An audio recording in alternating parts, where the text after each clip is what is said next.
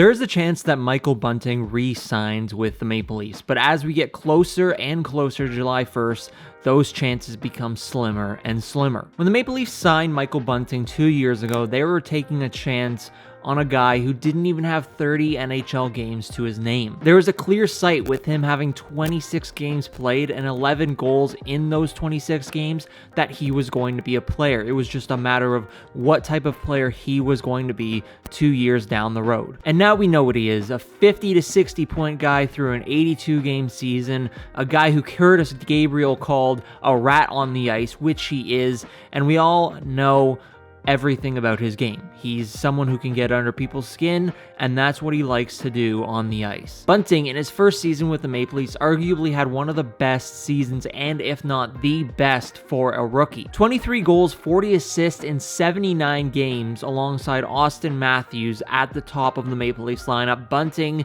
did a lot for that Maple Leafs team in 2022. And you look at this past season, 23 goals, 26 assists for 49 points in 82 games. Although his point total has dipped, you also have to remember that Bunting with the Maple Leafs has been a 20-plus goal scorer in both seasons with the club. So with that being said, you would think the Leafs would want to bring him back. A hometown guy, born in Scarborough, born and raised in Toronto. He had 2 great seasons with the team. Wouldn't they want him? Now, there are a couple factors that go into that situation. One, whether or not Michael Bunting wants a number as low as maybe the Maple Leafs could go to have him return, because he's going to make a lot of money. He can make a lot of money in free agency this year, and he might want to do that. He also might want to return and play the rest of his career out in Toronto. The difficult part, though, for him coming back to Toronto is the fact that they didn't negotiate with Bunting throughout the entire season. And now it looks like, too, that Brad Treliving, although his first tasks are maybe to go talk to Auston Matthews, Treliving actually hasn't reached out to Bunting or his agent ahead of him entering free agency in just a few weeks. I want to bring up this article from David Alter in the Hockey News, Sports Illustrated. The title reads, Maple Leafs and Michael Bunting have not held contract talks since the season has ended. The first part of the article reads, Brad Treliving has had a lot on his to-do list since becoming general manager of the Toronto Maple Leafs, but it appears that list, as of now, has not included engaging with pending free agent Michael Bunting. And from his agent, I quote, I have not heard from Brad Treliving or have had any discussions regarding Michael Bunting as of today. So again, that's a story from David Alter, and he got a quote from Michael Bunting's agent, Paul Capizano, telling David that, hey, we haven't heard anything from the Maple Leafs, and at this point, I'm paraphrasing this part, looks like they're going to go test free agency, and so he should. If you want to read the article from David, I'll link it down in the description. It's a good read. It has stuff on Michael Bunting, some stuff on Auston Matthews, as well as head coach Sheldon Keefe and whether his future remains with the Maple Leafs or not. But back to Bunting, one of the things I did want to discuss a little bit, and if you want to chime in the comments, by all means, because it's an interesting topic, is whether or not the Maple Leafs should even want to bring back Bunting. Yes, he put up points. That is a true fact, but he was also a liability at times, especially with the referees. I remember at points during the season, he would go into a scrum. I think there was one point in one game where he just went into the scrum, didn't do anything, and got immediately sent to the box. So when you look at that, you look at the suspension that he had in the Tampa series in, I think, game 1, it's tough to really decide whether or not you should bring a guy like that back. The points are one thing, and also the fact that he really couldn't drive his own line. He played alongside Auston Matthews for the most of his Maple Leafs tenure, and whenever he got demoted to a second, third, or fourth line role, he never really was able to find his footing there. He was never able to put up points as he would with Auston Matthews and Mitch Marner or William Nylander, and sometimes maybe even John Tavares. So if you were Michael Bunting, would you return to the Maple Leafs and probably get a lower AAV longer term deal?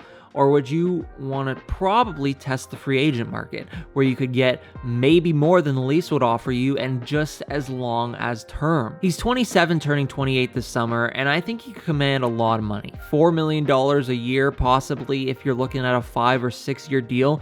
That's obviously in the books And if it were the Maple Leafs, though, and they really, really wanted to bring him back, which at this point to me, it seems unlikely that Bunting will return, I think the Maple Leafs could go at a 4-year, maybe 3-year deal at 4.5 mil. I wouldn't hate that deal for the Maple Leafs, although it is still a lot of money to fork over to a guy who's only had 2 seasons in the NHL. And although he has shown that he can score goals and contribute, I think he can only contribute in the top 6, maybe the first line. So if you want to bring him back, it's basically saying to him and saying to yourself, hey, we're going to staple you to Auston Matthews, when in actuality, Matthew Knies is here, Nick Robertson is on the come up. Those 2 guys could be of value in the top 6 for the Maple Leafs, and that's possibly what they could do. But I want to know, what do you think? Do you think Michael Bunting should stay with the Maple Leafs? Do you want him with the Maple Leafs? Do you think they should sign him to a long-term deal, a short-term deal? What would that number be?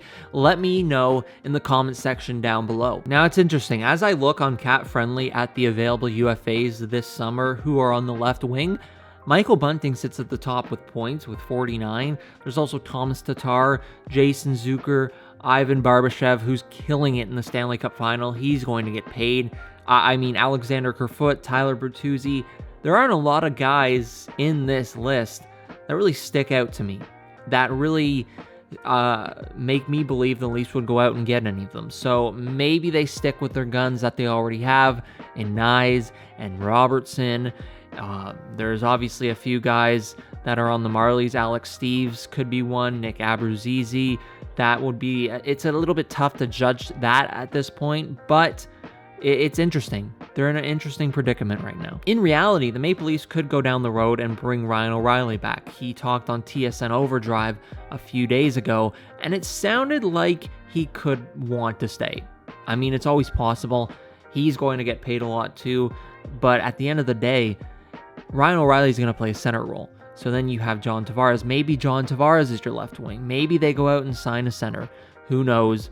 But for me, as of right now, it does not look like Michael Bunting will be a Toronto Maple Leaf next season. Again, though, let me know your opinions in the comment section down below. Will Bunting stay? Maybe talk about Ryan O'Reilly. I'll try and make a video about him in the next few days, as well as maybe some of the other free agents that the Maple Leafs have. And yeah, if you did enjoy this video, make sure to leave a like. If you really enjoyed it, subscribe. And I'm going to be back, because if you don't know, I lost my job at the Nation Network, the Leafs Nation. It is the end of Marley's content there, and maybe the end of Marley's content for me. I don't know where I will be going next, but I will say this, there will be more YouTube videos, because for one, I do enjoy it. I do like making this sort of content. It's interesting as a reporter, as someone who's been around a professional hockey team.